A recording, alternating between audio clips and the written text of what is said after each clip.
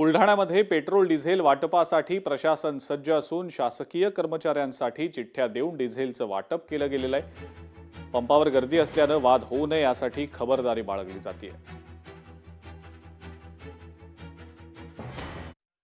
पंपाची गाड्याची लाईन असल्यामुळे जे जनगणनेवाले कर्मचारी लोक येतात त्यांना तहसीलदार साहेब किंवा कलेक्टर साहेब जे लेखी पत्र देतात त्यांच्या सही शिक्क्यानिशी तशा कर्मचाऱ्यांना आम्ही आल्या प्राधान्यक्रमाने पहिल्या प्रथम डिझेल टाकून देतो, जेणेकरून वाद होणार नाही। आणि ते पत्र आम्ही आमच्याजवळ ठेवतो, ते लेखी आदेश असल्यामुळे बाकी गाड्यावाल्यांना दाखवण्यासाठी, त्याच्यामुळे वाद होत नाही। स्वतः सुख उपभोगायचं आणि जनतेला दुःखात ठेवायचं ही भाजपची सवयच आहे असं म्हणत काँग्रेस नेते नाना पटोले यांनी भाजपवर जोरदार टीका केलेली आहे।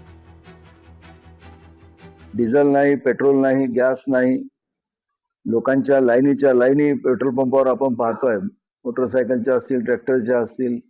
त्यामुळे जनतेला कायम लाईनमध्ये ठेवायचं, स्वतः सुख भोगायचं आणि जनतेला दुःखात ठेवायचं, हेच भारतीय जनता पार्टीचं आणि नरेंद्र मोदींचं त्यांचं त्या पद्धतीची पद्धत राहिलेली आहे। आणि त्यामुळे देशातली जनता हा त्रास भोगताना आपण पाहतोय। विदेशात गेलेत, तिथं कोणाला चॉकलेट दिलेत। सलाम मुंबई नाही तर नमस्ते मुंबई करा असं भाजप युवा मोर्चानं IPL मधल्या स्लोगन संदर्भात आक्रमक भूमिका घेत सांगितलेलं आहे।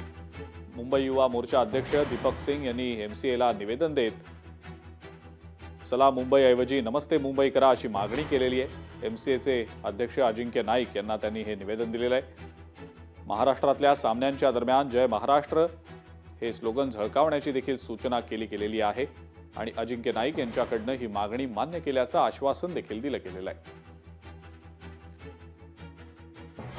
IPL सामना दरम्यान सलाम मुंबई ही घोषणा प्रसारित केली जात आहे। भारतीय जनता पार्टी युवा मोर्चा मुंबईच्या वतीने आम्ही यावर आक्षेप नोंदला आहे। मुंबई ही महाराष्ट्राची ओळख, संस्कृती आणि अस्मिताचा प्रतीक आहे।